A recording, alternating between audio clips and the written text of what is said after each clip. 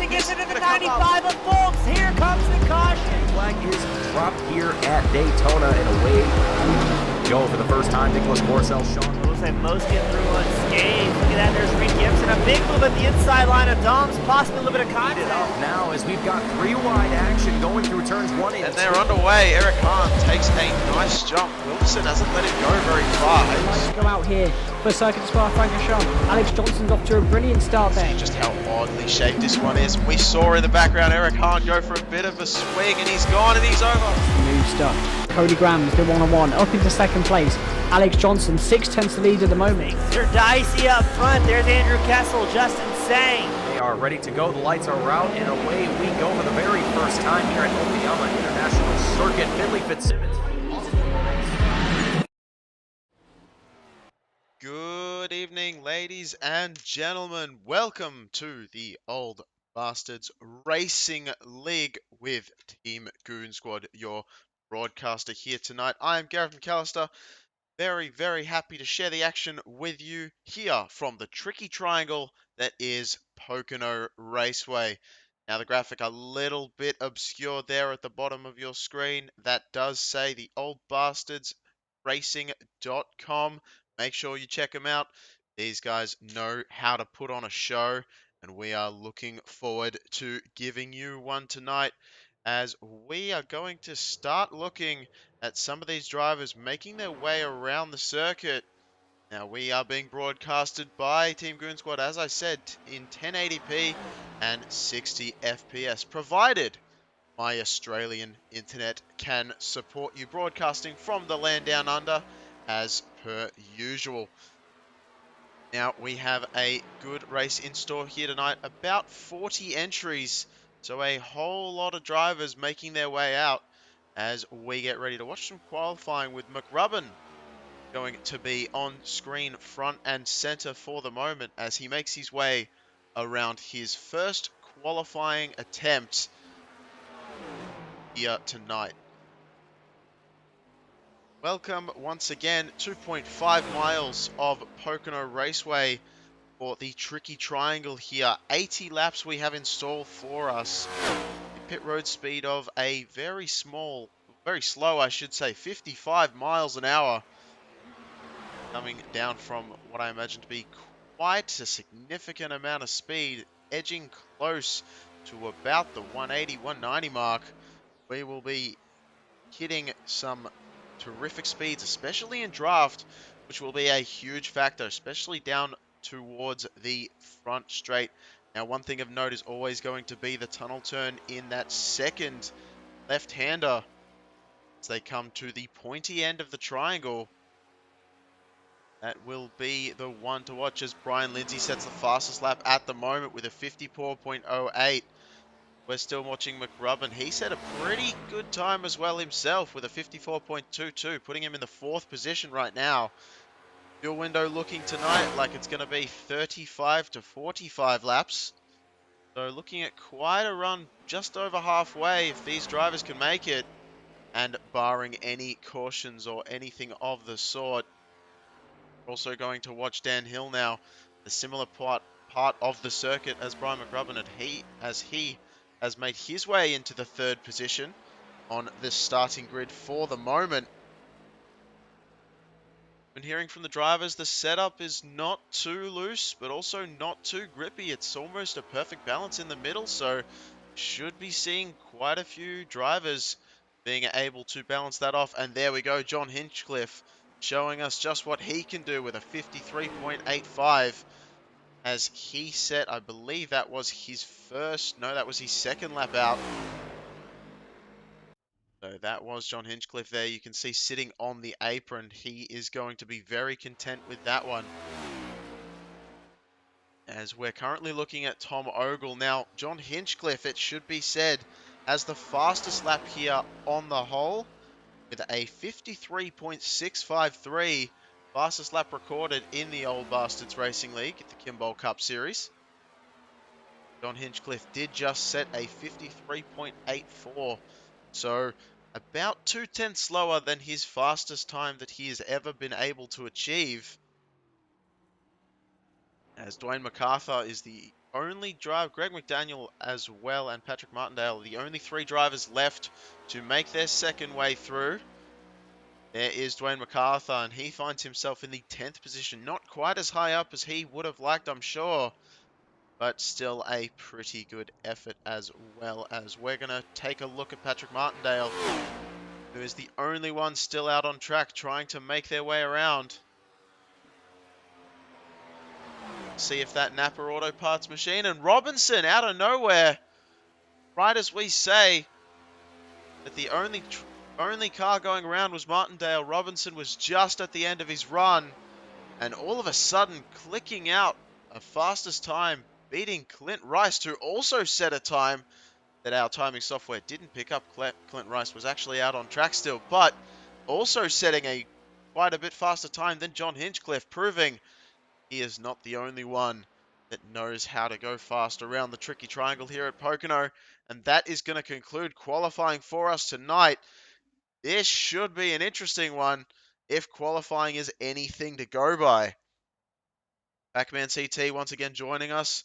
Go Team VLS every single week. We see Pac-Man. Thank you very much for joining once again. And we will get into the grid here tonight. As we get ready to list it off, Josh Robinson is going to be starting on the pole for Team Miata. Clint Rice in the 2nd position, just behind the most winning driver of the season so far. John Hinchcliffe, with our fastest times ever laid down here at the circuit, will be looking to make his way up a little bit further in the standings. Dan Hill starting alongside, doing a lot of help on the broadcast side of things just before tonight's race.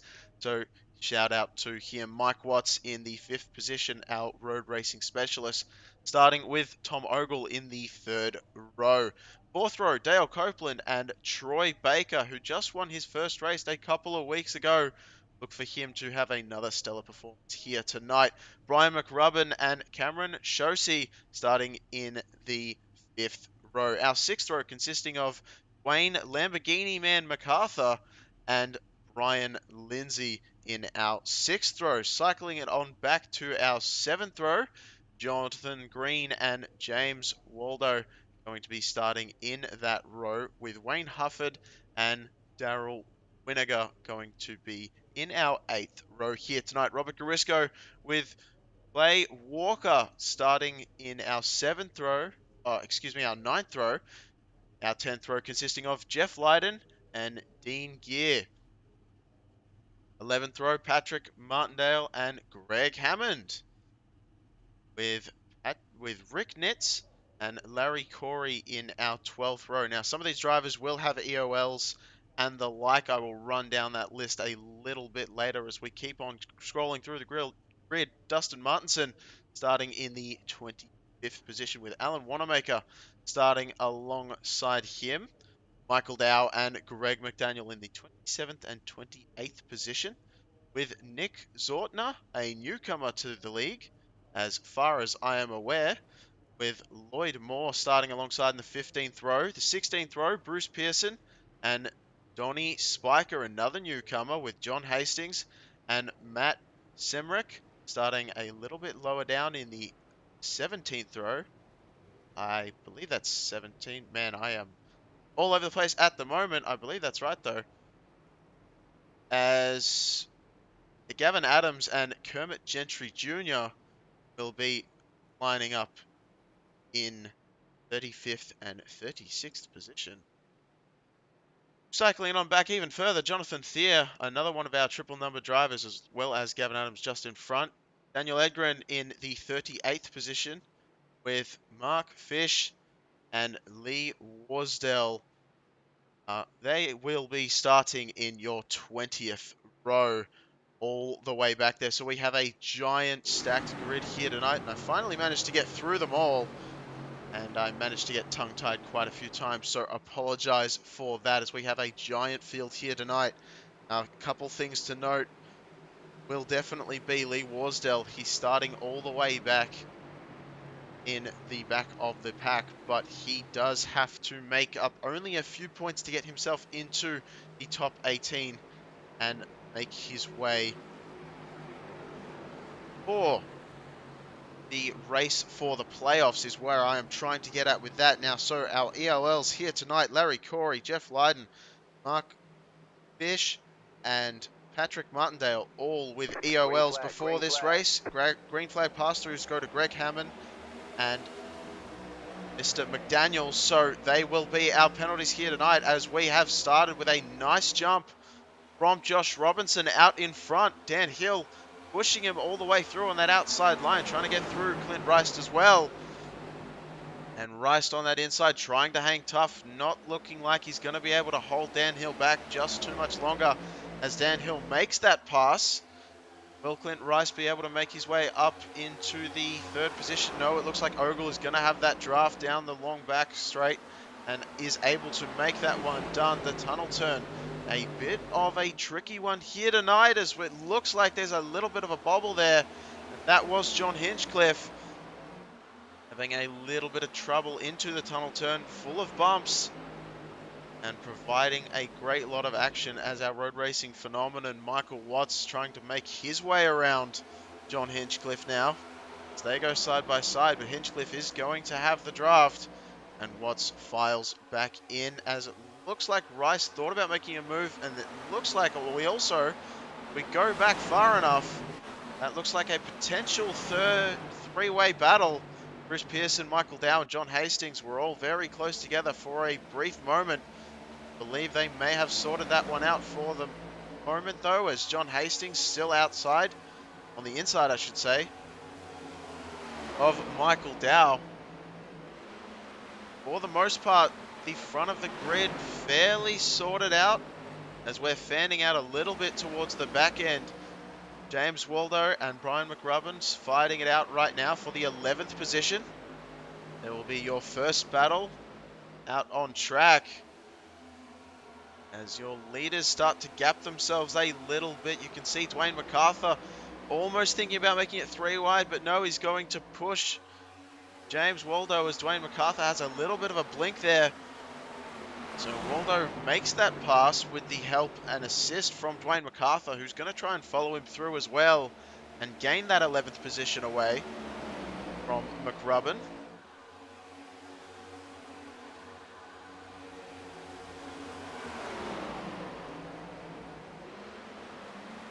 See, it's going to be interesting with some of these drivers coming out of pits, and it looks like the tunnel turn that was getting a little bit intense, just a little bit further back. That was Wayne Hufford, who was trying to make that pass. The 16th position on Briscoe Garisco. Not quite able to catch up to Winiger just quite yet, but going to be left without draft, and Garisco is going to be wham bam, thank you ma'am, going to take that position back away because of the draft back here down the front straight. Is such a long front straightaway. I believe that might be a car in the wall just ahead of these drivers. Caution, yellow flag. And the caution is brought out just for that. John Hinchcliffe, we saw, was up against the wall for the briefest of moments, and John Hinchcliffe it is, bringing out the caution for the first time here tonight. Lap 4 of 80. That's a little bit late to the party. Ooh, I believe he may have had some help there. Mike Watts diving it down to the inside of John Hinchcliffe. Hinchcliffe certainly leaves enough room. Both drivers just trying to occupy the same real estate though, as Mike Watts was trying to get as much entry into the corner as possible, drifting out wide just ever so slightly. And just collecting John Hinchcliffe, the outside barricade, the hood completely popping off that machine. And bringing out our caution here tonight.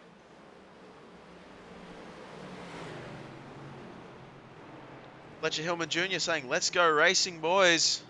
Thank you for participating in the chat and joining us in the spectator area. Even if you're not part of the chat, we are very happy to have you here. I am trying my best to keep hold of all the action going on here tonight, but as you can see, it is a 40-car grid and a very, very stacked field at that, with a lot of talent behind the wheel. And it is very hard to be able to capture all of it for you here tonight, but I will continue to try my best here.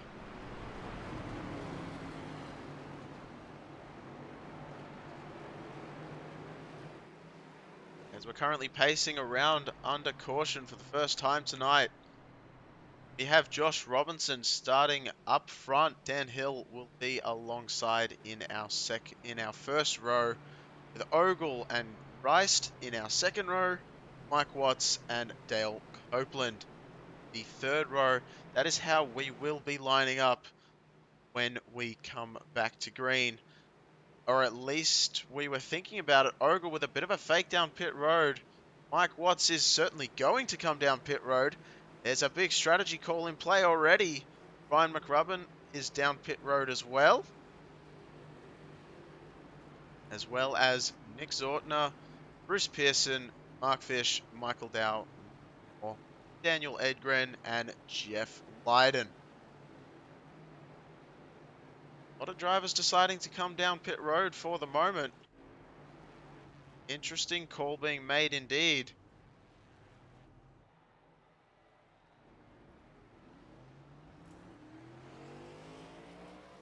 And I believe what I just saw there, I think Mike Watts might have missed his pit stall.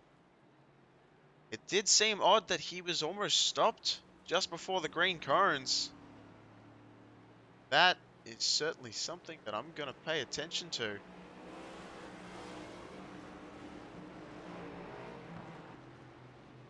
Yeah, Mike Watts, no. That's right, Mike Watts did miss his pit stall altogether. So that is not going to be what Mike Watts wanted at all. It's going to be very interesting to see how that one shapes up for him in that 84 machine. That Lowe's backed car of his. I don't think I've ever seen that before under caution. So Mike Watts going to have a recovery effort, certainly, that he needs to make up for.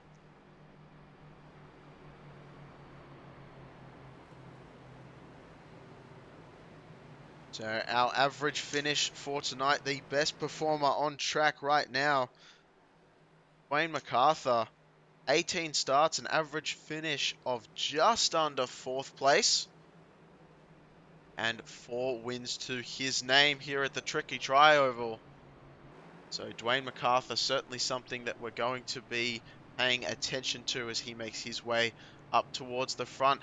Not having the qualifying run that he was hoping for, starting a little bit further back in this field, but has already made his way up a position and will be looking to make his way further up the field as we continue. Long pace laps here at the Tricky Triangle for these old bastards at the Kimball Cup Series.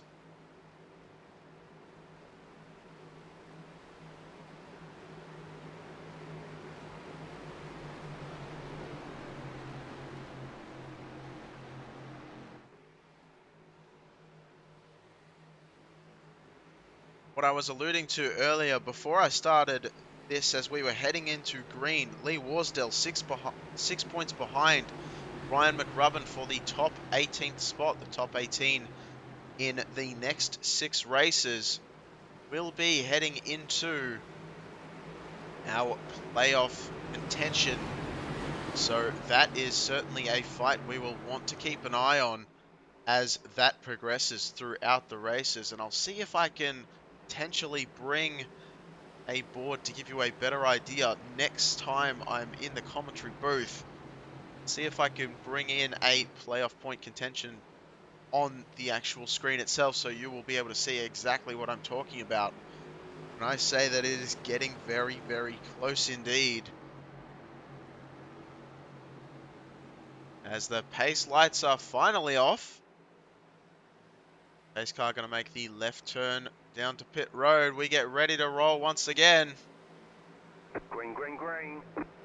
And we're back under green. Josh Robinson getting not quite the start that he wanted. Dan Hill getting a little bit better of it and starting a little bit further back, trying to use that advantage on that outside land, getting a push from Clint Rice. Don't think it's going to be enough though. as Robinson had Ogle, his Team Miata teammate, starting right behind. Dan Hill getting a nice run on that high side line though heading into turn 1. And they're going to have to split the difference as Ogle falls in just behind. It looks like it might be a 3-wide situation a little bit further back with John Hastings. Thought about it. I think he may have fallen back a little bit too far from that to make it 3-wide. But it was definitely looking interesting just for the moment. As speaking of 3-wide, Grisco, Jonathan Green, and Darrell Winiger thought about it. Wayne Hufford now getting into the mix. They are 100% 3-wide as Winiger takes that spot away from Jonathan Green. Now Green is stuck in no man's land without any drafting help, and Wayne Hufford is going to take the spot away as well. So that was for 12th and 13th. A little bit further up, it looks like there's a battle going on as well. I believe that was Clint Rice who was involved in that, trying to work his way around Josh Robinson for the 4th place position, but not quite able to do so as Dan Hill continues to lead this group for the moment. Josh Robinson falling a little bit further back down the standings than he wanted to see too early on. Wondering if some tyre strategy may be coming into play in that one. Certainly can't make it all the way to the end though on fuel. As you can see there, Dale Copeland trying very hard to get a position, and interestingly enough, it almost looked like Robinson was helping Dale Copeland to make that position, providing the draft needed. And Copeland is going to have the inside line heading into T1. Still side by side, getting very, very close together for the moment there. That camera angle there just showing just how quick these NASCARs are flying by. These next-gen Cup cars are absolutely flying down the straightaways. And Dale Copeland just not quite able to make it past Clint Rice, still staying in the 5th position. Dan Hill now setting the fastest lap of the race with a 53.94. Dan Hill is definitely getting it done. 3/10 off the fastest lap that we've ever had here at the Tricky Triangle. A little bit further back, Darrell Winiger right on the back bumper of Carisco. And surely going to try and make a move, but decides better of it. Staying tucked in behind. That's going to hurt his entry though. Wayne Hufford trying to take full advantage. Oh, a little bit of a tap on the wall looked like for a second there. Second there looked like a little bit of a tap of the wall from someone just ahead. I believe that may have been Brian Lindsay. Into turn 1, just getting a little bit of the wall. But thankfully staying off for the most part. Tom Ogle setting the fastest lap. They 53.7.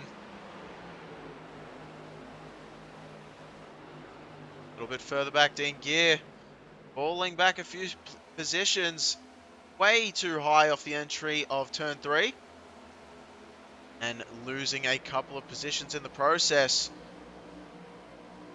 What is going on back here? It is an absolute dog pile. Look at this. As we almost get into a little bit, that was a little bit of an early turn in from, it looked like Dustin Martinson thought about making that turn in as low as possible. McDaniel was there though, had to back out of it. Thankfully no positions gained or lost or anything untoward happening. As just ahead of that, Jonathan Thier losing that position, trying actually to catch up to Dean Gear. Greg McDaniel and Patrick Martindale having their own battle. As Greg McDaniel is going to make his way through that pass and trying to send it in there. Greg Hammond, there he goes to the inside. Look at that absolute send from Greg Hammond. Trying to take that position away as well. Won't have the draft down the back straight though. And we are fanning out very wide just behind there with Bruce Pearson. Thinking about a 3-wide ensemble. Deciding against it for the moment. Everyone working their way back to their regular positions.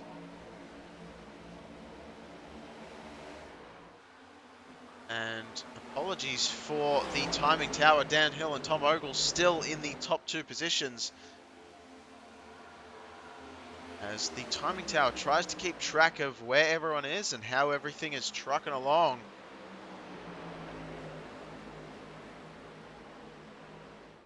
Dale Copeland has made his way around Clint Rice, it looks like. So Dale Copeland up into 4th. Rice down into 5th.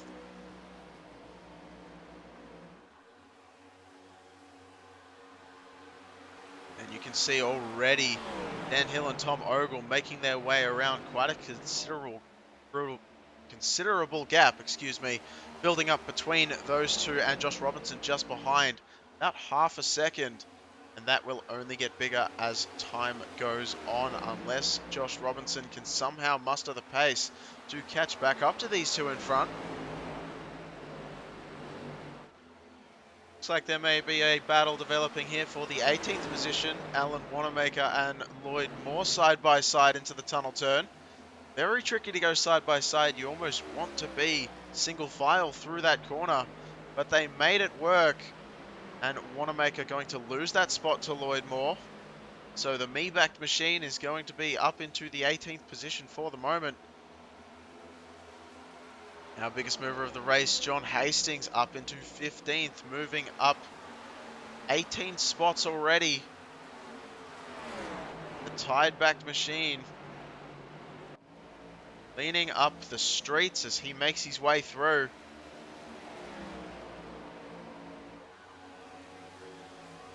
Heard an interesting joke the other day. What does a mermaid wash their tail with? The answer was tide. And I said that in a way so that it wasn't going to be funny, because it probably wasn't going to be funny either way. But Josh Robinson and Dale Copeland still having their battle for the 3rd place position right now.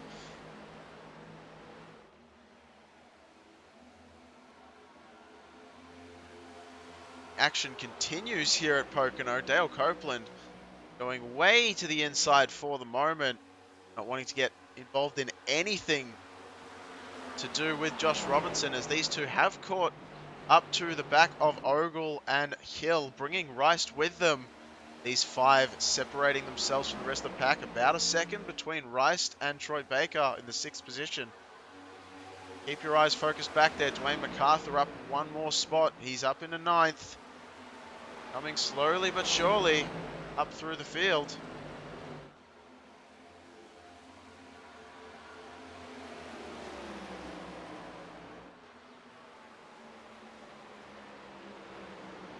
Everyone out on track, setting into a nice single file run for the moment, it looks like. See just how big this track is from our camera at the spectator stands. Can see all the way through the turn 1.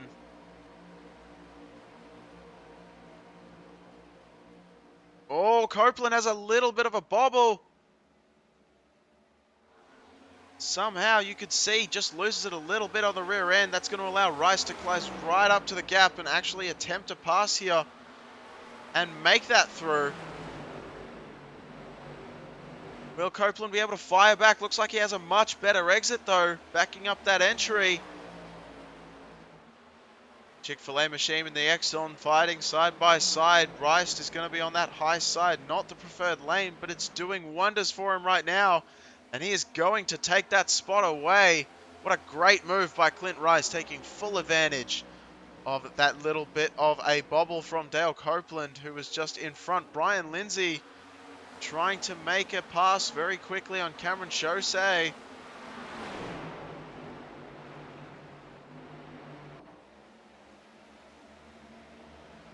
And Crisco Garisco trying to follow him through as well. Taco Bell machine starting in 10th at the moment. Certainly nothing to sneeze at all. As Robert Garisco going to take that 10th place spot away though. And here comes Wayne Hufford. Wayne Hufford, a fan favorite. Always love to talk about that 75 machine, and once again up another spot, making that 4 tonight. But Cameron Chaussee will have the draft down the back straight, or the front straight I should say.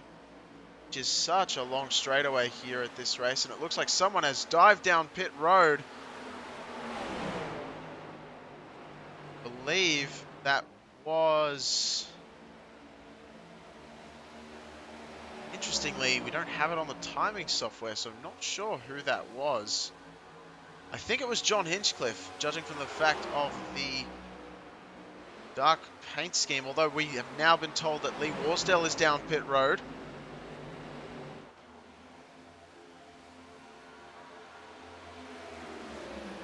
And Lee Warsdale, been told, may have the end of it already. And we've got a pass potentially happening for the lead. Dan Hill with Tom Ogle on the inside line. And Ogle getting very, very wide, not wishing to give Dan Hill any kind of advantage. Using that air to pull the car back toward him. And Ogle takes the lead away for the moment.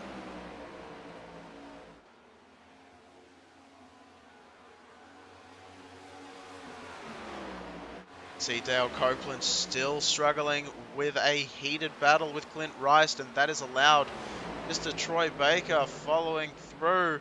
Getting a little bit too much of the tunnel turn was Troy Baker, able to keep it underneath him though. Great driving and car control from him. As James Waldo and Dwayne MacArthur are not too far behind trying to follow through. Speaking of, Dwayne MacArthur trying to take advantage of a little bobble that James Waldo just had coming out of turn 4. Another car jumping to pit road. All sorts of quick. That may have actually been an incident involved there.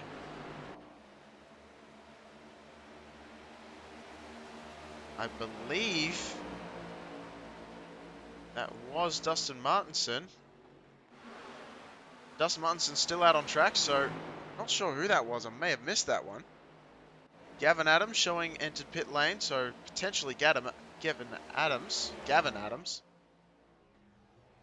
Yes, it certainly was. No incident whatsoever. Definitely looked interesting from our perspective.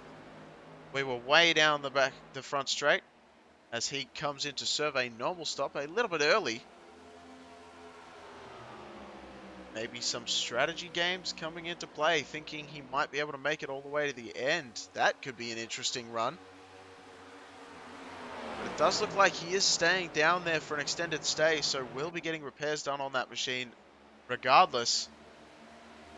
Tom Ogle, Dan Hill still involved in this battle for the lead. And you can see single file all the way through the grid.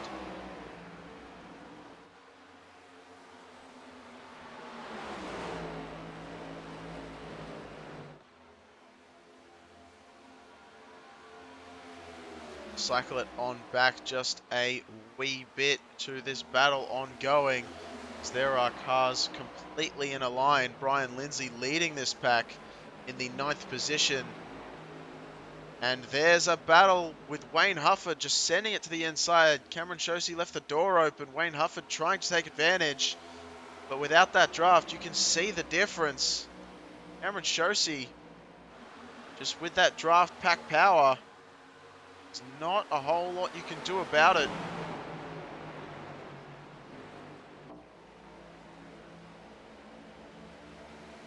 We actually have Wayne Hufford here tonight providing us with some onboard cameras, so we will go and look at those.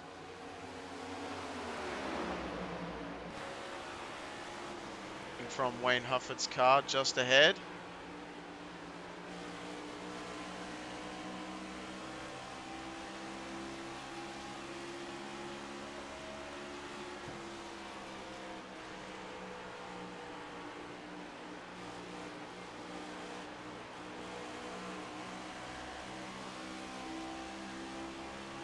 Hufford trying desperately to catch up to Cameron Shosey. Errol Winiger not too far behind him either.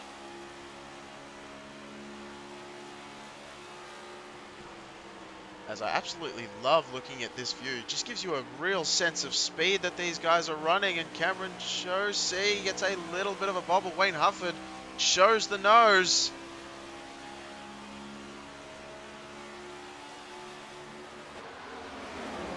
Going to be side by side for the moment. But it looks like into the tunnel turn, Wayne Hufford thought better of it. Gave that spot a bit of a miss. Falling back into line there in the 12th place position. Trying once again on Shosi. These two continuing to battle. Ever since they found each other on track, they have been like two June bugs on a sweet summer night. And they have not separated.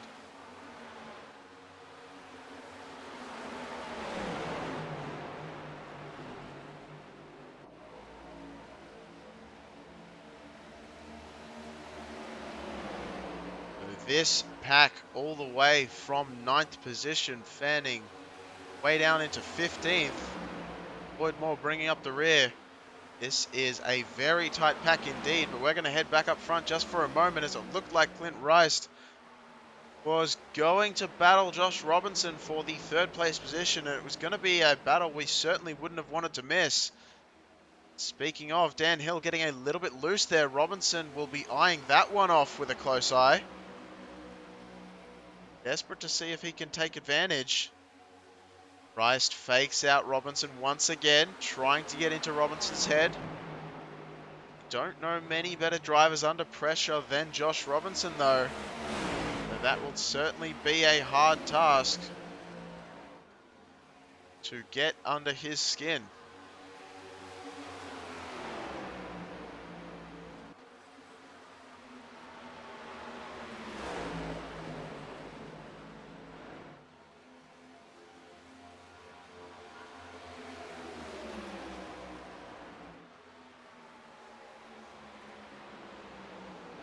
Robinson definitely having a lot more mid-corner speed than the cars around him, it looks like, as he's caught way up to the back bumper of Dan Hill. And he's going to show him a bit what for. As Rice once again trying to fake out Josh Robinson just ever so slightly, maybe dump a little bit of speed, get some clean air to make the entry as well as he could make it. Clint Rice with a great job getting as much of a draft as possible. Can he make it to the tunnel turn? We will see. I'm not sure. Once again, showing the nose. Not quite able to get a mistake out of Josh Robinson.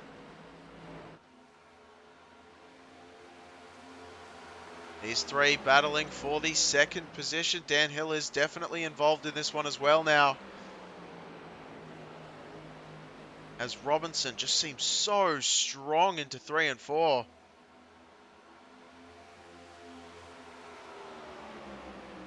Turn 1 is really where it's going to be won or lost, though, as Robinson not quite able to do anything about it. Still having to trug along behind Dan Hill for the moment. Rice trying to come in there, show his hand, and here comes Dale Copeland as well. Gentry Jr. there, out front of this pack, a lap down, trying not to get involved in this battle. As these 5 cars have separated themselves from the rest of the pack, a good 2 seconds ahead of 6th place Dwayne MacArthur, who's desperately trying to close that gap. But it is a losing battle when you are by yourself. It looks like they just passed, I believe, that was Lee Warsdale. That was not Lee Warsdale. It was... oh, man. Alright, we'll go back to the action. Let's go back to the action. That's what we want to see.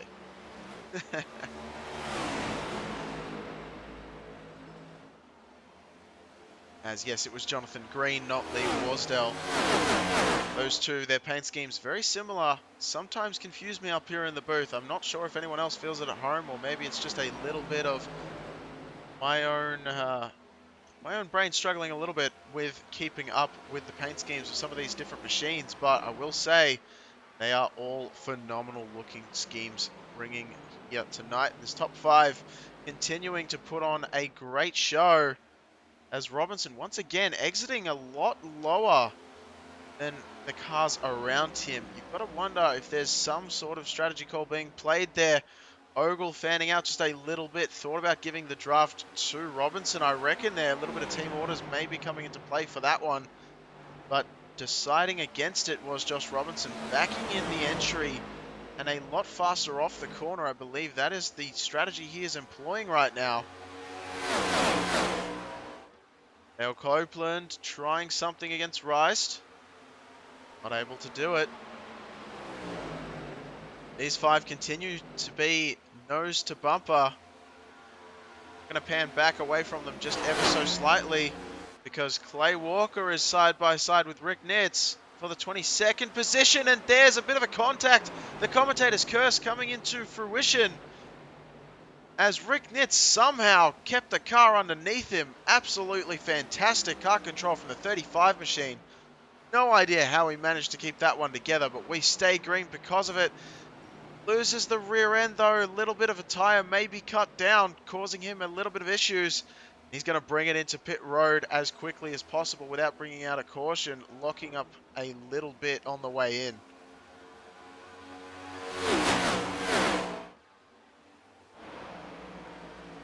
So, certainly some action as we pan around the field.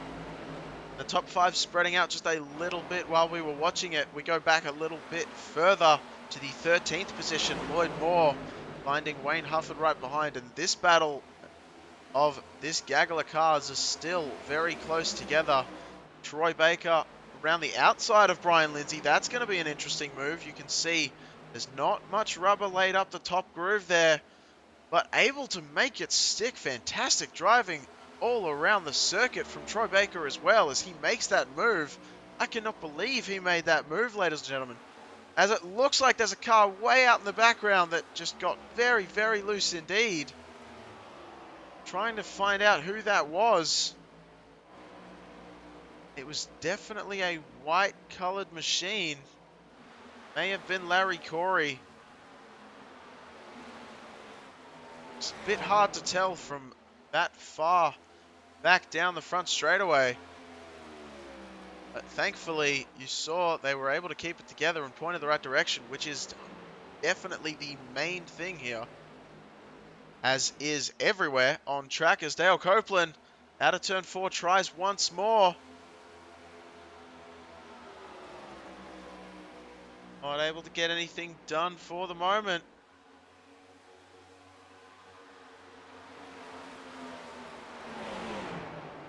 Now, if you're wondering the reason why I'm calling it turn 4, it's possibly turn 3, but I'm calling it turn 4 specifically because there's not much banking and it's such an interesting line out of there. You can have a completely different line entering turn, what I would call 3, and turn 4, as it's a very flat, non-banked corner out of the tricky triangle back to the front straightaway.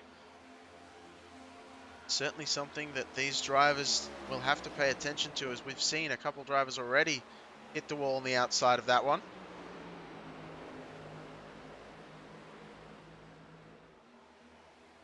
See these top 5 starting to fan out a little bit, and look who's coming up. Dwayne MacArthur has been closing the gap slowly but surely, actually setting quicker lap times than all 5 machines in front of him, even though he has no drafting help. Fantastic stuff from him. Waldo also in that 7th place spot by himself, but there is a whole gaggle behind, as Brian Lindsay has taken that spot back from Troy Baker. Troy Baker falling back a little bit now. Lloyd Moore trying to use Shosi as a pick behind Baker. It's not going to work though. That draft's just too powerful as Shosi takes that draft away. Baker way too high up, not getting the tunnel turn right for the moment. Will he hit the wall? Able to keep it away from it. Thankfully, that tunnel turn so tough to get accurate. And he's still very, very wide goes Troy Baker. I wonder if he's having to deal with some loose issue in that machine. Or actually, I would say tight at this point, as a tighter machine will make the car run wider and not turn in. A looser machine will mean that it loses grip on the exit. So Troy Baker right now struggling very hard to keep a hold of his machine. It looks like checking up Cameron Chaussee just behind.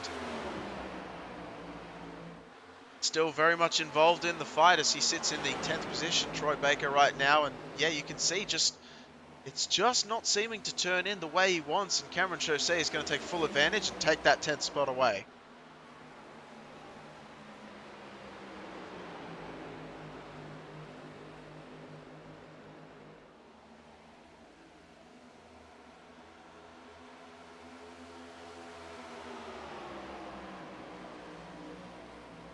Chaussee going to get a nice helping push from Lloyd Moore just behind. Make sure he can clear Troy Baker. Oh, a little bit of a compromised entry and exit. A little bit loose. Bang into the wall. That's going to almost certainly cause a caution as all craziness has occurred. Lloyd Moore, Wayne Hufford, Darrell Winnegar all involved in that one, and somehow, some way, we stay green.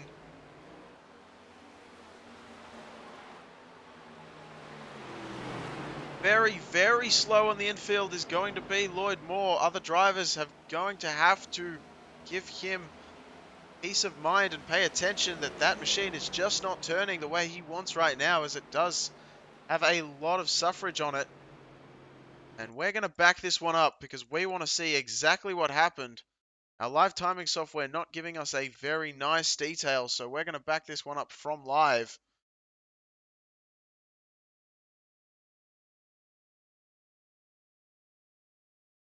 We're going to see what just occurred here.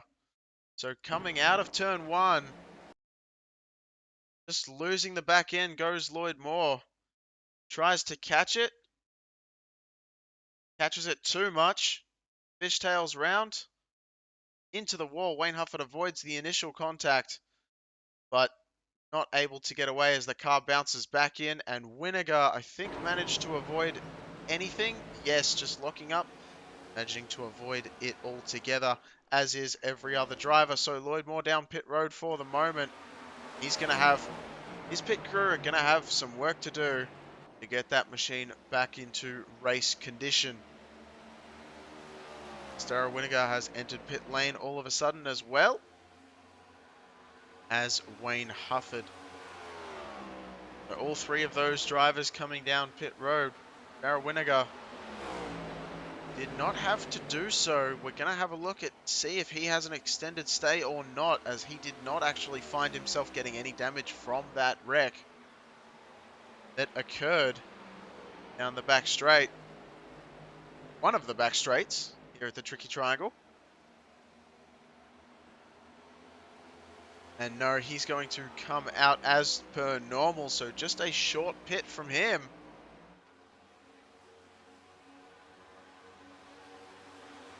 See him coming out of pit road. Tom Ogle leading the way once again. A nice half a second gap to Dan Hill in the second position. He himself has a 3/10 gap over Josh Robinson, who finds himself with Ryston Copeland right on his back bumper, which is all too memorable what we've seen in past laps. Now, Rice has been showing that he has been desperate for that top 3 spot ever since he got put down into the 4th position. Dale Copeland almost trying to use that aero to move Rice out of the way. Yeah, definitely working against Rice there, bouncing off the front of Copeland's car and getting him a little bit loose, having to make him drift up the track to not lose control. Thankfully, not doing anything in the way of actually turning the car around, though. Troy Baker and James Waldo both coming down pit road, as well as Greg Hammond and Dustin Martinson, as green flag pit stops are underway.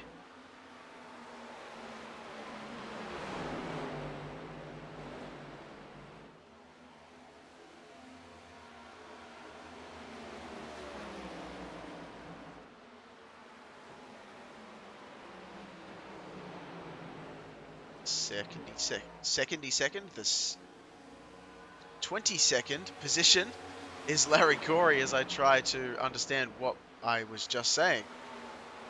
Larry Corey, one of those drivers we haven't talked about much tonight, but he's certainly been clicking off laps, up 2 positions from where he started. A good run so far for him tonight. A very shallow entry, though, as he's going to drift up the track if he doesn't slow that one down quite a bit, which he manages to do so, as he has certainly signaled from that he is coming down pit road, and Daniel Edgren just behind was making sure that he was allowing for that machine to do exactly what they wanted to do, as Clint Rice is going to make a move on Josh Robinson. We've been waiting for it for a while now. Will Rice be able to pull off this position? It doesn't look like it is. Decides to go down pit road. Dan Hill as well ahead, and Dale Copeland. So 3 of our top 5 coming down pit road. Or 4 of them, I should say. Looks like Ogle had come down pit road earlier as well. Wayne MacArthur also coming down pit road this time by. Ryan Lindsay, Robert Briscoe, Cameron Shosey, Donnie Spiker, Patrick Martindale, all coming down pit road.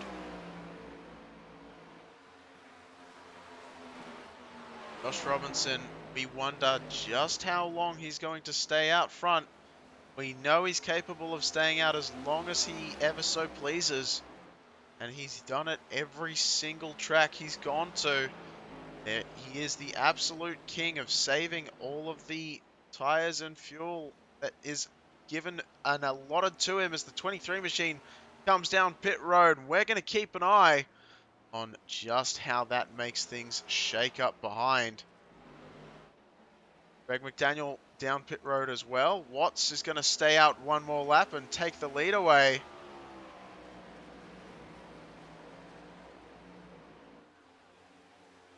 We're going to keep on looking and see if we can see Dan Hill making a move on Josh Robinson.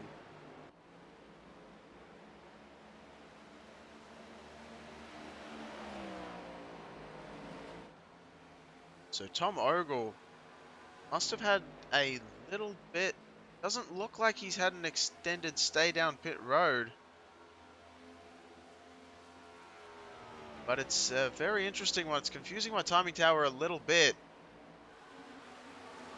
Or my timing software, however, it does say currently he's in 11th position behind Dwayne MacArthur.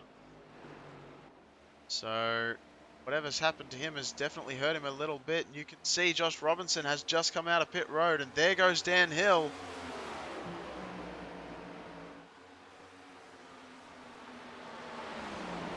Dan Hill, Clint Rice, both taking that position back as Josh Robinson falls in line between Rice and Copeland.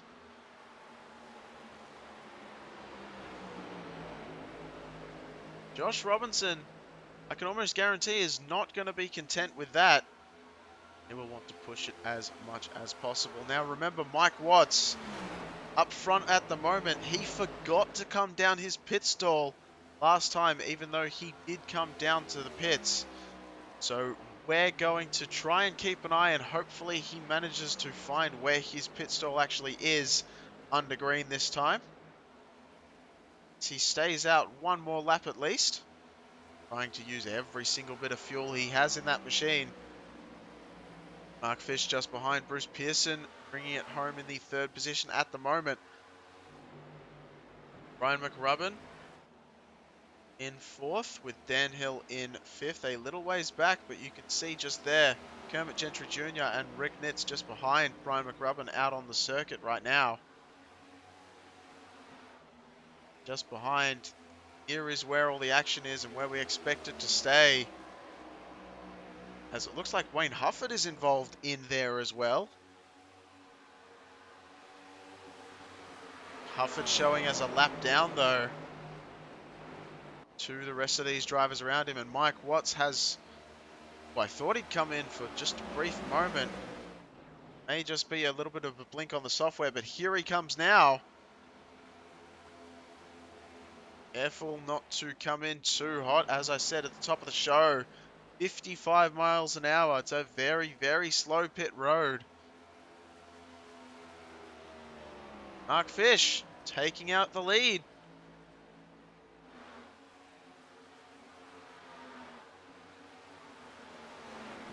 Markfish at this point just wants to click off laps and stay consistent as he has worked his way into the playoff contention at the moment. Just on consistency. I believe currently sitting in the 15th or 14th or 15th position in the overall standings.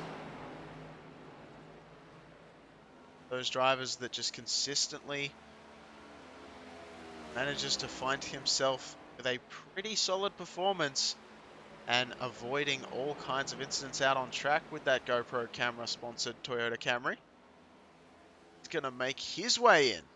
He's going to relinquish the lead as well, locking up the fronts a little bit. Bruce Pearson following him through. Byron McRubbin also following. And that is going to mean Mr. Dan Hill in the 7 machine takes the lead away. First time, I believe, tonight. Dan Hill to the front.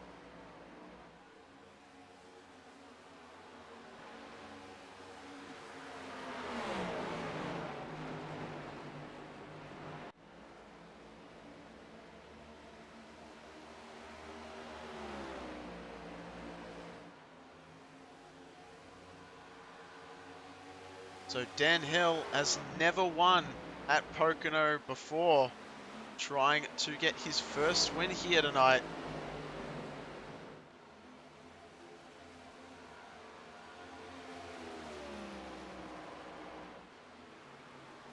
Also, Dan Hill not having a win at all this season, now that I look at the stats sheet.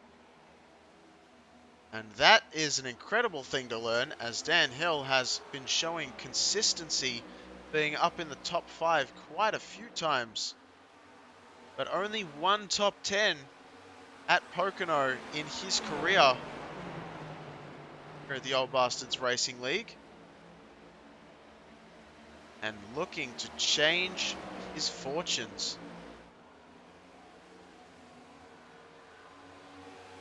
He trying to use all of the draft possible from Dustin Martinson to keep as much of a gap between him and Clint Rice as possible, but here comes Clint Rice. Josh Robinson and Dale Copeland getting very close together. Robinson not much of a short run driver, and we know that from the past. So look for that machine to steadily, slowly but surely make his way closer and closer as the laps progress towards these front two. Kermit Gentry Jr. just in front, slowing down a considerable margin, letting these leaders go by.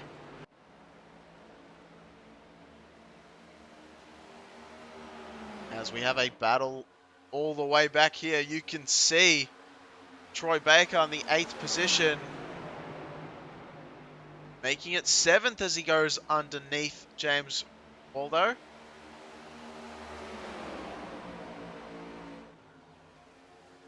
This battle is going to involve 8th position all the way to 12th in Greg McDaniel at the back there. These drivers finding a little pocket for themselves.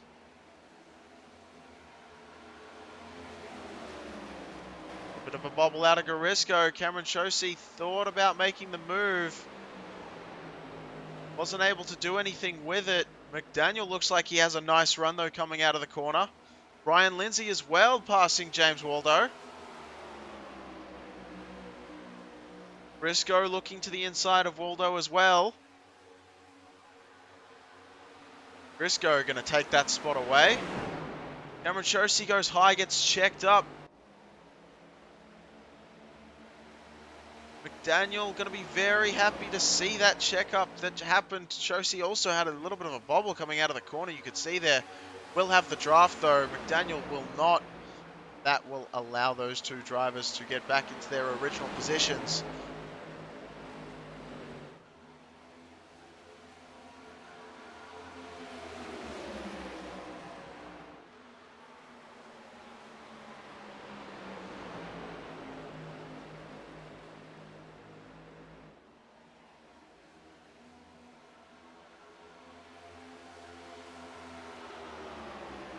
Chosey definitely making that position, making it known that he wants it from Waldo.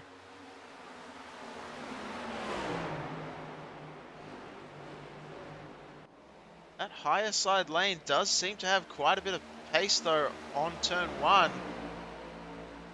As McDaniel may have to push Shosi. Stays off the rear bumper though. And Waldo will retain that position for the moment for the 10th spot.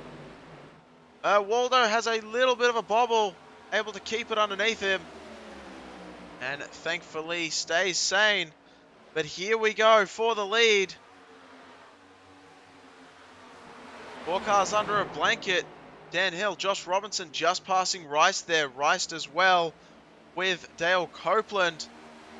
These 4 drivers have been in the front of this group for the longest amount of time and really the top echelon of the sport, as Clint Rice tries very hard to fake out Josh Robinson, as he has been doing for many laps at this point. Dale Copeland may take advantage of that though. Wayne MacArthur and Tom Ogle, you could see a little bit further back, were trying to get their nose up into this top 4. Not quite able to do it so far. You see Copeland just with a huge run to the inside there. Gets a little bit loose, hangs on to it. That could have got very dicey very quickly, but thankfully keeps it under control as Clint Rice is able to really gap Dale Copeland now from that incident. From that near incident, I should say. Copeland regains his composure. See just in the background there, you can see just for a little bit Dwayne MacArthur, Tom Ogle, and then there's a big gap and to 7th position, which is being fought absolutely tooth and nail. Ryan Lindsay, Troy Baker, Robert Garisco, Greg McDaniel, Cameron Shosi, Michael Watts and James Waldo were just exchanging positions there, slightly further back in the pack. Robert Garisco now trying to find his way around Troy Baker. This middle group providing all the action on track at the moment. Troy Baker still had to be wide to allow Garisco the position, and it looked like that was going to be very close with McDaniel and Baker. McDaniel staying out of it, won't have the drive into turn 1. Will Shosi have enough? Oh, will Watts have enough? To the inside of Shosi. Shosi decided not to do anything against McDaniel, and Watts said, I'll have that. There goes McDaniel having a little bit of an issue. A little bit of a bobble, a little bit loose out of turn 1. We've seen it so often tonight. Mike Watts is going to have a 2-for-1. Mike Watts going to take both of those positions away. Phenomenal racing as Troy Baker gets a little bit loose, has to check up. Watts shows his hand down the inside once again. And Watts seemingly having a full head of steam here tonight. Remember, Watts does have a couple laps fresher than almost every single other car on track. Certainly all the ones he's fighting against. 3 laps newer tyres. Garisco just in front. Tyre wear not a huge factor here at Pocono, but even a small factor can add up as the laps progress. And these cars are so evenly matched. And here we go. Mike Watts into the tunnel turn against Garisco. That's going to force Garisco out wide, hopefully slowing him down not too much to get involved in anything. Manages to keep it underneath him. Troy Baker's going to really try and get himself involved in this one as well. Take that spot away from Garisco. Gets the apex a little too much. Has a little bit of a bobble. Cameron Chaussee also the opposite into the outside wall. Here comes James Waldo and Greg McDaniel through the middle of the two. Waldo and McDaniel taking both those spots. As Baker and Chaussee have to slow their roll a little bit. Get used to the car underneath them. Meanwhile, Clint Rice has all sorts of company for the second position. He managed to take it back from Josh Robinson. Robinson is looking to fire back once again. Lapped car maybe getting involved. Dan Hill has gotten past. Lap car staying high. Great job there from the 39 machine of Jeff Lydon. Staying well out of the way of these leaders.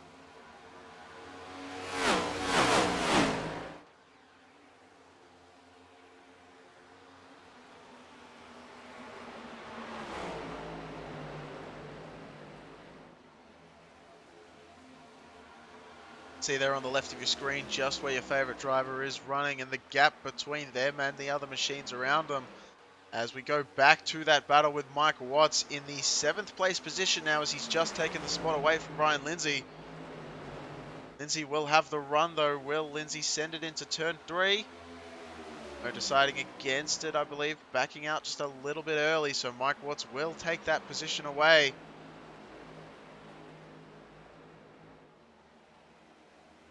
And MacArthur and Ogle have been struggling to catch up to this top 4 for a little while now. They're desperate to catch them up, but not so desperate that they're willing to get involved in their own battle with each other, which we have so often seen from these two.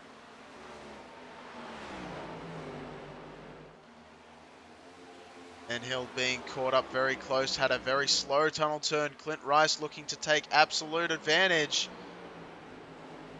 Rice to the inside. Hill's going to have the advantage on the outside into the long straightaway.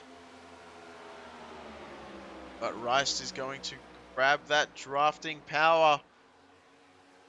Will he send it into turn 1? We've seen Rice fake many a time. Gets into the outside wall. This time it's going to hurt him.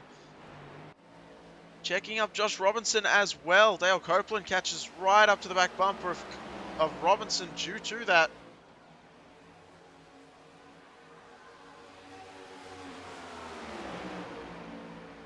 These 4 still nose to tail with a tiny bit of a gap between each one. A bit of a battle going on just behind them though. In the 14th position, Darryl Winiger and Donnie Spiker having a great battle here tonight. It should be said the triple number drivers shall run down and have a look where they're running. Donnie Spiker will be your top running triple number driver in the 15th position right now after losing a spot to Winiger. So Donnie Spiker doing a great job, up 17 positions. The next best performing rookie, Jonathan Thier, in the 116, just tags the wall a little bit there, but in the 19th position, up 18 from where he started. So a great job for him. Gavin Adams in the 32nd position, up 3 spots from where he started. 113. And lastly would be Nick Zortner, who is in 35th position, has found himself out of the race for some time in the 102 machine. Cycle back to the lead pack as Rice has all sorts of company with Robinson just behind.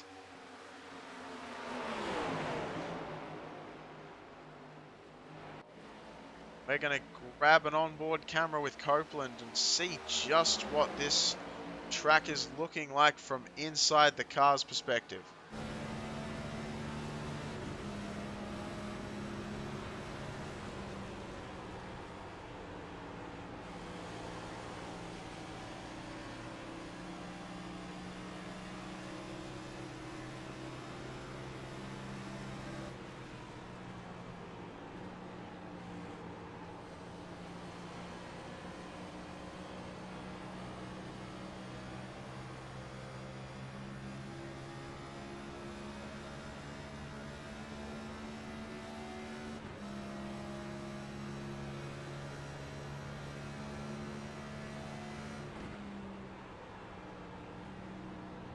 So you can see actually shifting up on that front straight, as it is such a long straight. shifting back down when coming into turn 1. That is causing a lot of these drivers to get loose if they're following the same pattern. Clint Rice once again showing that he desperately wants that first place position.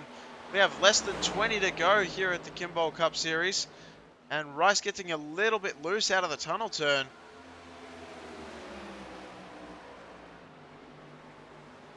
Certainly mind games being played. All these drivers at the top, look how hard they're driving, all going right up to the wall.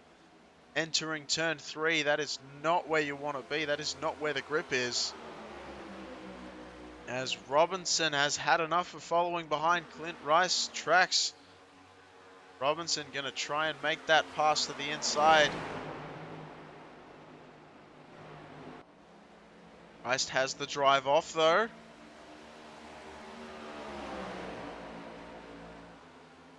Robinson not quite able to make it happen. Rice will have the draft. Robinson falling another position back to Dale Copeland. Chick-fil-A machine going to take another spot and finds himself in the top 3 positions.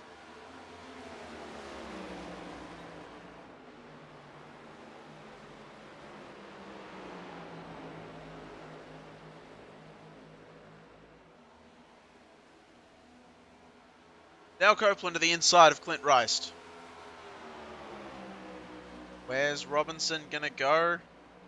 Could have maybe bump drafted the back of Copeland to see if he could push him to the front, but Copeland's going to try it the hard way without any assistance and manages to send it into the corner. Will he have enough to slide job on the exit? Yes, he does. Clint Rice just not going to be super happy about that one. Right on the back bumper, you can see Clint Rice pushing Dale Copeland into the tunnel turn. Both machines getting a little bit loose through that corner, but able to keep it together.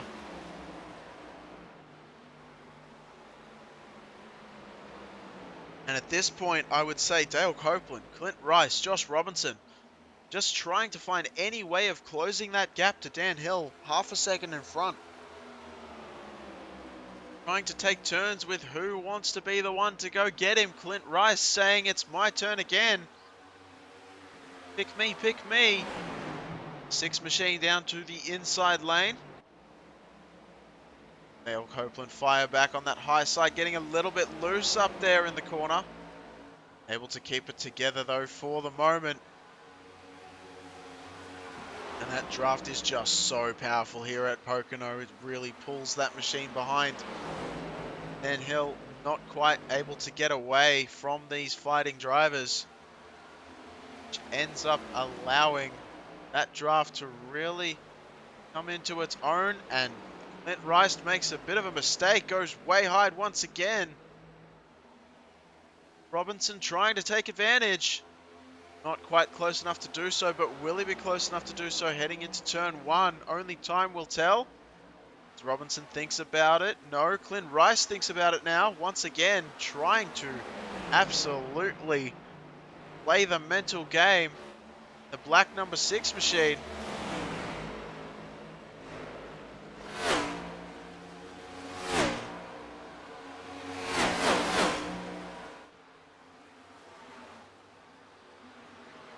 And look who's been caught. Dan Hill has actually been tracked down by these 3 that have been fighting this whole time. Dan Hill goes wide into turn 3. And here comes Dale Copeland to the lead. Will he be able to take the lead away for this lap? No, he will not. And Rice says, give me that draft. I will take it. Passing Copeland as well. Copeland sends it back to the inside of Rice. This is getting a little bit too dicey for Robinson's liking. He's backed off just a tad bit to watch it unfold. Oh, Dan Hill gets very loose out of turn 1.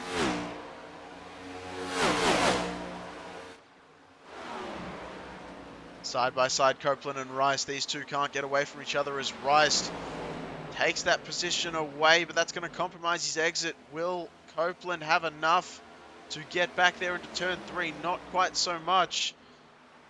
But Rice once again goes wide. A lot of these cars seemingly performing quite a bit tighter than what they'd want to. Not as wide as Dan Hill, though, as Josh Robinson. Almost a big mistake from a driver we see never have mistakes. As the 23 machine had a very close moment right there, coming out of turn 3. And don't look now, here comes the best finishing driver in the league at Pocono. Dwayne MacArthur has left Ogle far behind and is closing that gap slowly but surely. Josh Robinson and the top 3 ahead. You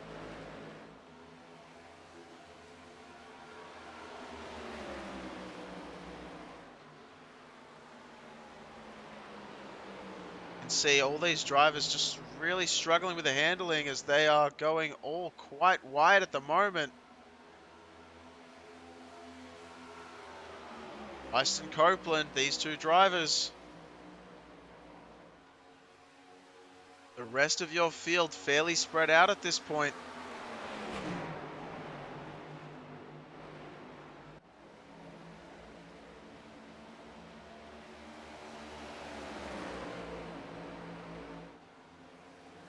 Wayne MacArthur making the move on Robinson now.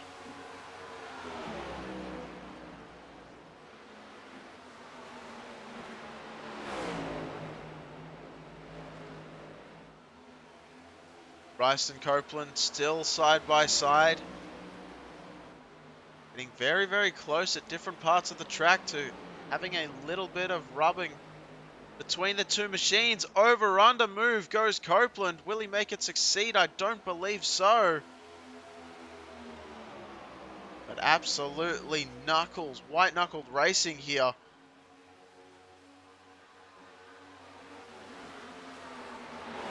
As these drivers are fighting the machine underneath them. It does not look like MacArthur has that same issue though, and he has found out a way to get himself closer and closer to the front.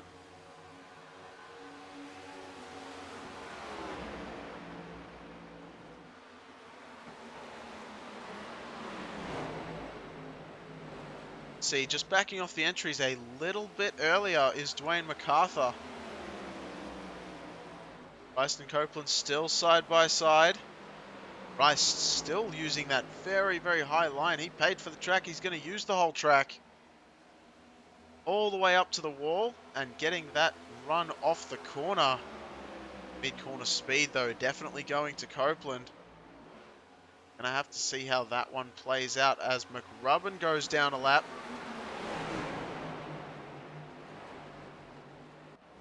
Ten laps to go in this one.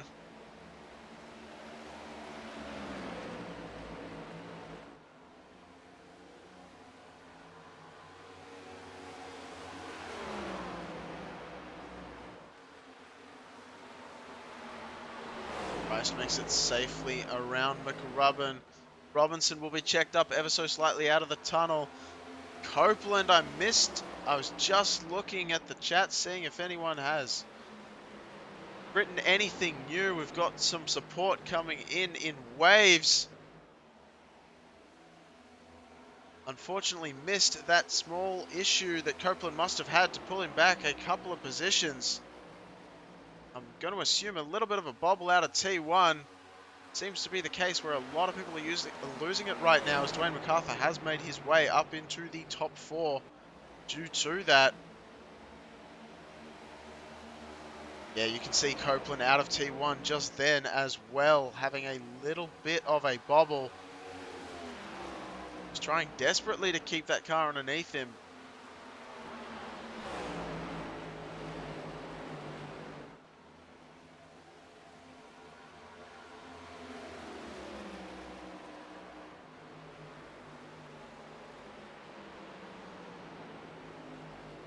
Rice still using that very high entry line. Seems to be working quite well for him. Very surprising to me. Though Robinson is closing the gap ever so slightly.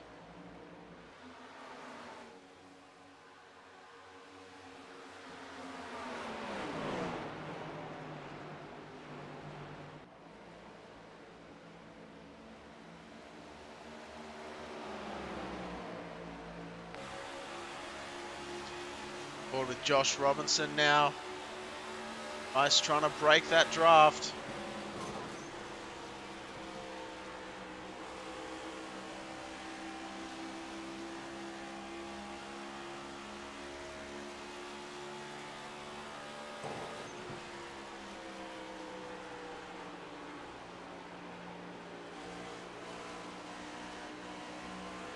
You can just hear the throttle inputs. They're just ever so slightly tapping on that accelerator, trying to get the car to turn in, but it's just not turning the way they want it to.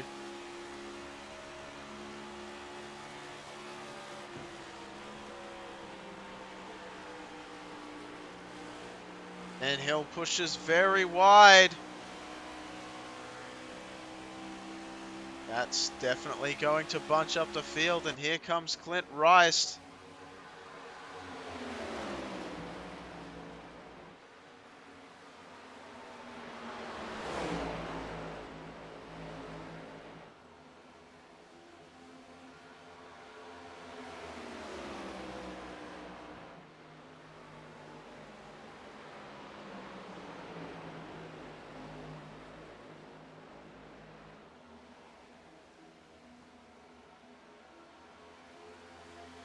So your top five right now: Dan Hill, Clint Rice, Josh Robinson, Wayne MacArthur, and Dale Copeland. Getting a little bit further back is Dale Copeland. These top four quite close together. Dan Hill maintaining a little bit of a gap just in front, or just behind him, to Clint Rice. Rice trying desperately to close it up. Hasn't found exactly what line works for him yet, though. And it must be said, Dwayne MacArthur coming from quite a ways back in the pack. 7 laps, 7 positions down, I should say, he has gained since the start of this one. The biggest mover of the race right now, Mark Fish, up 24 positions into the 15th spot. Make that 25 up into 14th is what we're being shown. And that was our timing software having a laugh at us, as he is now in the 17th position. Still your biggest mover into up 22nd positions, I should say. 22nd spot. 22 spots.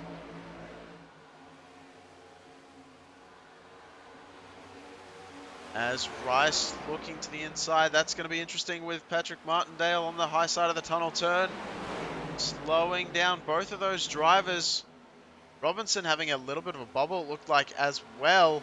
And Rice for the lead.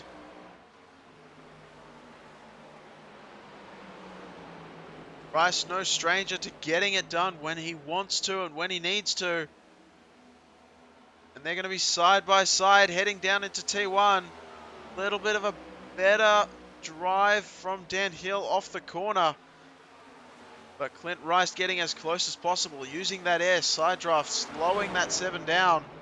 And there's a little bit of contact between the two of them. Thankfully, nothing doing, though.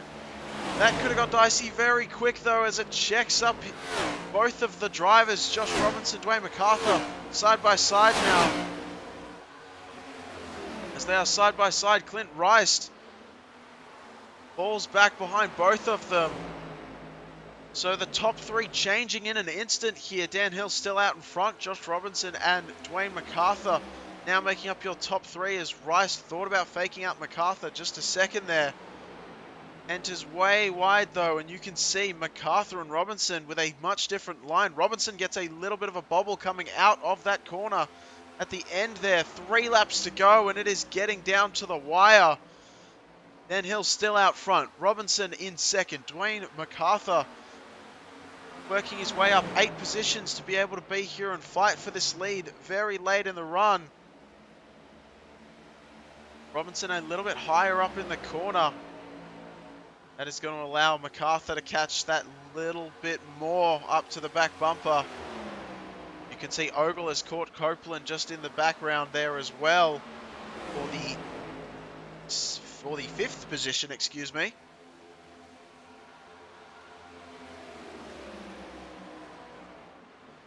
As they have their own battle, all eyes are towards the front, though.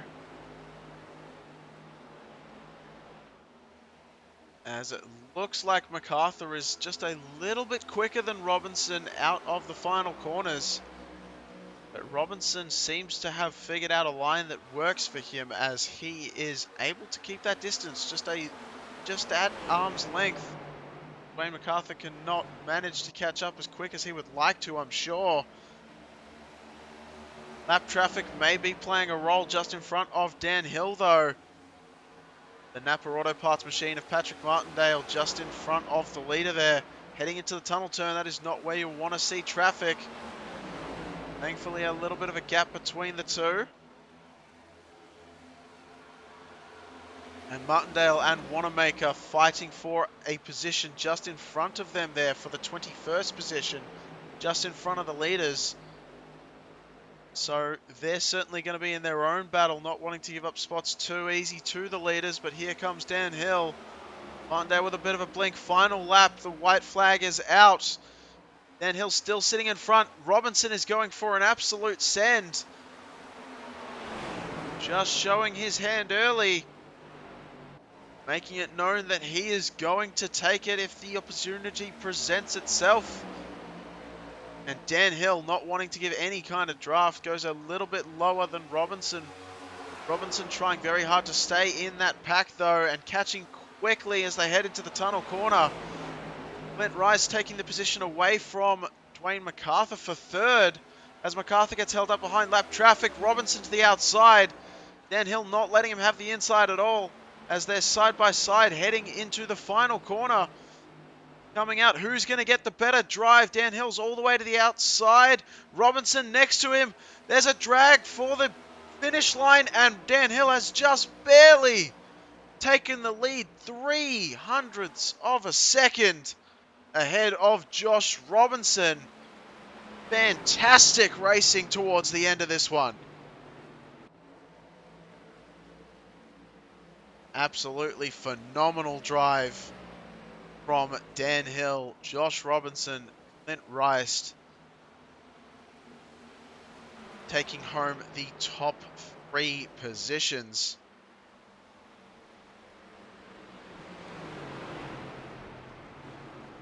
With Dwayne MacArthur and Dale Copeland rounding out our top 5. So with an average finish of 4th position, Dwayne MacArthur makes it known that that is exactly where he wants to be. But let it be known, Dan Hill, with his first win of the season and his first win at Pocono, and his only second ever top 10. Fantastic drive from Dan the Man Hill.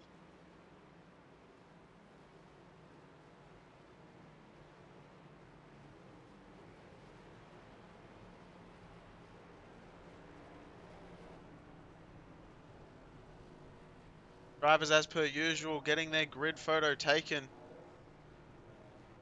Bring up the official results for you here tonight. Dan Hill in first, Robinson second, Clint Rice in third, MacArthur in fourth, and Copeland rounding out the top 5. We will get ready for driver interviews, as it looks like Robinson is going to celebrate a little bit with Hill as well, as we roll down the grid and you have a look at where your favorite driver may have ended up here tonight in this one. Enjoy, folks. We'll catch you soon.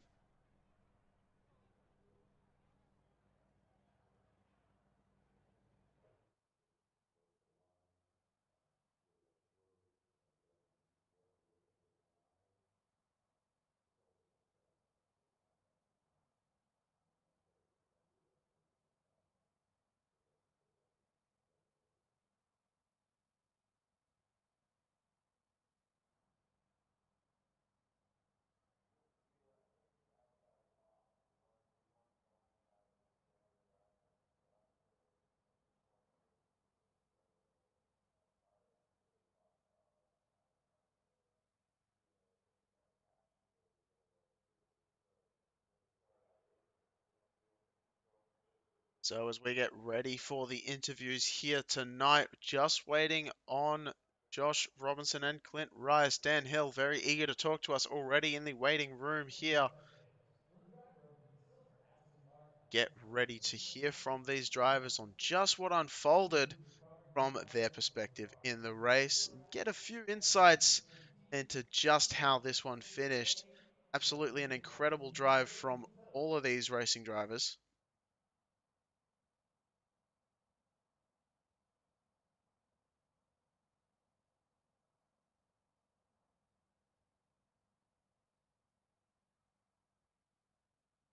It looks like we do have Clint Rice, so we're going to get him in here just a moment, just checking Josh Robinson is around, like he is. We will talk to Clint Rice. Clint, have you got a copy up here in the booth? How's it going? Well, Clint, it is going phenomenally. You must be super happy. I mean, that was a fantastic drive from you. Let us know what you're feeling. I'm wore out, and I just wore out as what my right rear was. So I don't know. Turn three was my kryptonite. I had the hardest time getting off of it, and I think that's where I hurt all night long. Was trying to get a run off of three, but I don't know. One and two, I seem to be doing pretty good. And all in all, hell, that was an awesome race. Going back and forth with those guys and staying together up there in the front without somebody just running off and leaving everybody. That was a blast. Yeah, absolutely. Now, we have to mention, like you said, we saw you getting very high toward the end of the run. Was that all to do with the right rear, as you said, just giving up a little bit of grip there, or were you just deciding to go a bit high on entry to get a better exit out of the final corner?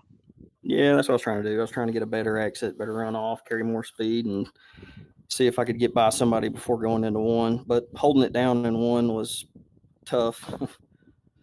Yeah, I got into the edge of somebody going into one once, and I can't remember who it was, but yeah, I had a really hard time holding it down. Well, I tell you, the important thing is that even though you may have got a small bit of a rub, it wasn't to any. I think it was with Dan Hill, the eventual winner, but I will say that it was fantastic watching you. And we have to point out a lot of the time we saw you coming out of the draft towards the end of the run. Was that to cool your engine, slow you down just a little bit for a better entry, or what was the idea behind that? Just trying to psych out the driver in front of you? No, I just want to get a better view of where that breaking point's going to be going into two, and it's easier to see those marks when I stick my nose out like that, and I can be more accurate rather than being on somebody's bunker or bumper and then just trying to get on the brake. So it was helpful, and it might have been cooling down the right side tires just a little bit when I made that right turn. So that might have been a little bit helpful. Somebody can tell me I'm wrong, but Well, judging from your performance, I'm not sure many people will be telling you you're wrong.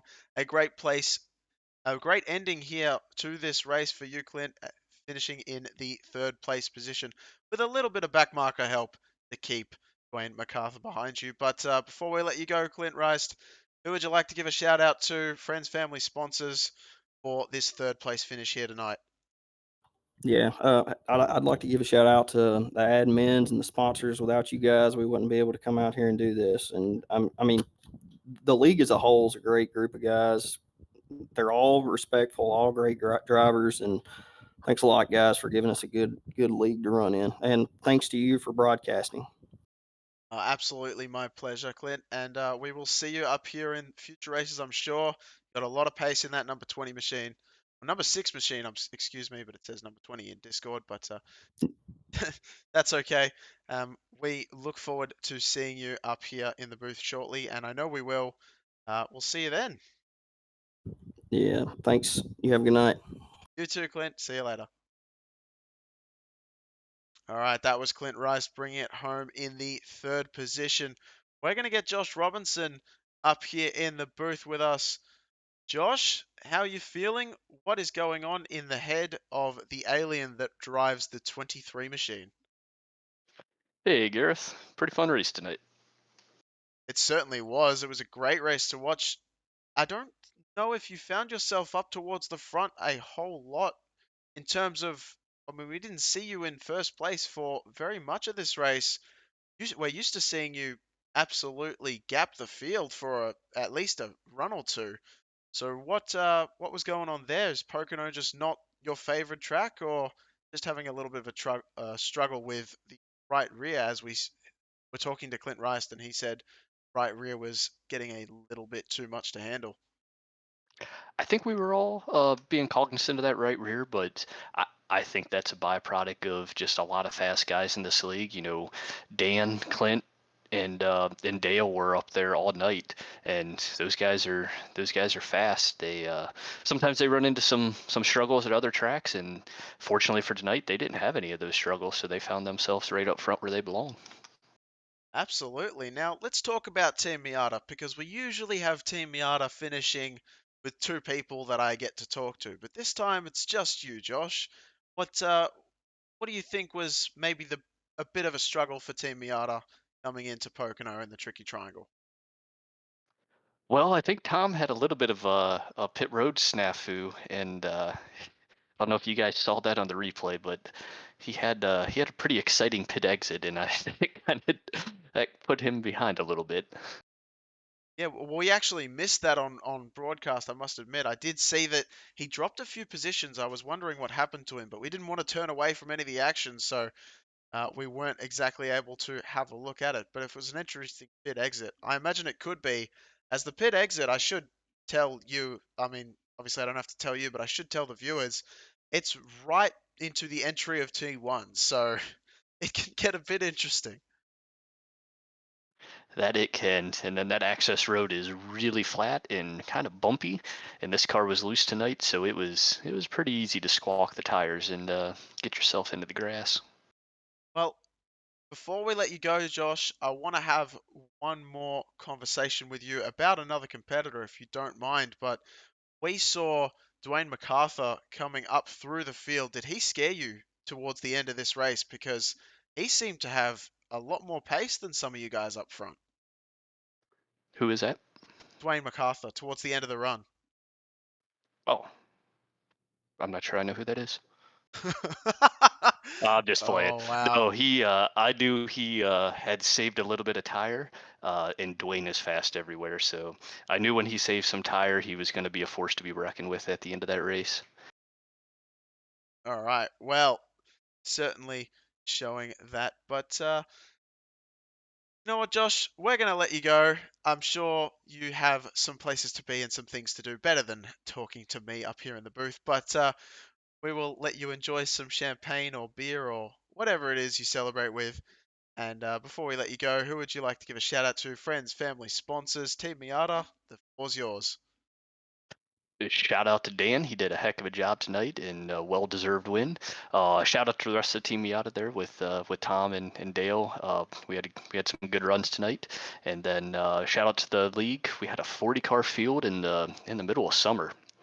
That's really freaking good. So props to everybody that came out. And as always, appreciate you putting up the broadcast, Gareth. No worries at all. Thanks for putting on a show, and we will talk to you soon, Josh. I have no doubt about that. See you later, my friend. See you, Gareth. That was Josh Robinson in the second position. But up for the finale interview, the man, the myth, the legend, the first time winner this season, Dan Hill. Welcome to the broadcast winning room. Oh man, it is feels so good to be here, man. I'm telling you, this is one of my favorite tracks, and to do it here, it's awesome. Well, I know you helped me a lot of the broadcast side of things this week, showing me a few different bits and bobbles in terms of stat sheets. And I want to say you didn't have a win coming into Pocono. From what I can see, you only had, I believe it was, you had one top 10 heading into this race. So a fantastic job from you. You must be not only excited for your first win at Pocono, but also your first win this season. I mean, how much emotion is going through your head right now? Well, I'd be lying if I didn't do a few fist pumps as soon as I crossed the line, especially having to hold Josh off there at the last second. I mean, to beat him, it's an accomplishment. But it's my first win in the Cup Series too. I mean, I've had one other win in OBRL at all, and it is. And Pocono is one of these tracks that I circle because I've always enjoyed driving it. It's never been one of my best tracks, but I've worked really hard to get better and better at it, and it's nice that it paid off. I love it, man. Well, it certainly seemed to be in your wheelhouse this time. You led, I believe, most laps of the race coming into towards the end of this one. So that was absolutely awesome to see. Were you very happy when you saw that Tom Ogle, who I know you were having a battle with earlier on, when he had a bit of a slip up on pit exit? That must have been very exciting from your perspective. Let's put it that way. Oh yeah, I mean, anytime Tom or Josh or Dwayne have a little issue, it definitely helps because I mean those three guys, I mean they're phenomenal. I mean you just look at their win totals, over the series here, and those guys, I mean they don't make mistakes. So you have to, when they make those mistakes, you have to capitalize and you have to run a mistake-free race if you ever want to have a chance to beat them. Yeah, absolutely. Now, Dan, let us know exactly what was going through your mind right at the end, right as you were coming down to the finish. Were you just praying that you just had a little bit more throttle on exit than Josh? I know you talking earlier about how you just got the win, but that was only 300ths of a second, just to put that in perspective for you. I mean, that was an incredible finish, an incredible race on the whole. Yeah, I mean, I knew was going to get a run on me in two because I kind of wanted to take it a little easy through two so I could kind of set up my turn three. And I went down there to block him, and when he went up back high, I was like, I wanted to go back up and cut him off, just because the top, especially in turn three, you need that top. And luckily, I was able to kind of slide up there on entry, and he kind of tried to cross me over, and he still got a better run off of three, but at least I had it just enough, and there wasn't much fuel left in that thing. I ran out when I entered one, so I was hoping I was using every bit of gas that was in it. Well, I was wondering that because just before celebrations, we didn't get much of a celebratory burnout, and we saw Josh Robinson giving you a little bit of a push over the finish line. So, was fuel must have been really that close. And you're right in saying that. I mean, that's incredible. Did you know that it was going to be that close from the get-go, or did you find yourself using a bit more than you thought towards the end there, trying to keep everyone at bay? Well, when we had that first caution, I knew it was going to be close to whether you could make it on one stop, and we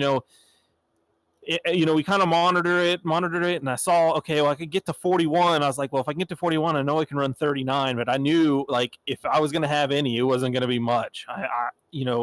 But there was no saving. Here you can't save. I mean, if you save, they're gonna run right by you. So I just was hoping that my math was right, and I guess I hit it perfectly, thankfully. It seemed to absolutely pay off. Now, before we let you go, Dan, we love talking to you, but before we let you go, let you have final send-offs of the night, shout-outs, friends, family, sponsors, teammates, anything you want to let the world know. Floor is yours, my friend. Well, I gotta thank Josh, Tom, and all the guys at Team Miata, John Hinchcliffe, Dale Copeland. They all helped me out a ton. Even Dwayne, he's really kind of helped me get where I am today. My wife, she's always pumping me up, and my parents. So I got a lot of people to thank, and I wouldn't have done it without them. So. Oh, incredibly humble man. Dan Hill, we have been absolutely thoroughly enjoying the talk with you tonight, and hopefully we'll see you up in the booth for a top place spot in short order. Yeah, I hope so. Thanks for everything you guys do in the broadcast. You guys are phenomenal. Thanks a lot.